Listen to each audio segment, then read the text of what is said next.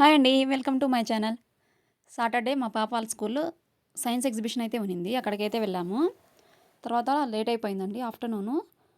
ఎండ ఎక్కువగా ఉన్నింది కదా! మా పిల్లలైతే ఐస్ క్రీమ్ అయితే అడిగారు. మీలో ఎంతమందికి అరుణ్ ఐస్ క్రీమ్ బైట్స్ అంటే ఇష్టం? చాలా బావుంటాయి కదా! రూ. 5. తర్వాత అక్కడ ఐస్ క్రీమ్ అయితే తినేసి కొన్ని స్నాక్స్ తీసుకొని కర్రీ పాయింట్ దగ్గరికైతే వచ్చేసాము. అప్పటికి లేట్ అయింది. ఇంటికెళ్ళేసి రైస్ పెట్టుకుందామని. మీరు ఎప్పుడైనా పంచదార చిలకలు తిన్నారా? నేనైతే ఫస్ట్ టైం చూశానండి వినడమేది. చాలా బావుంటాయంట. టేస్ట్ అయితే ఎప్పుడు చూడలేదు. ఇక్కడ చాలా బావుంటాయి కర్రీస్ అయితే.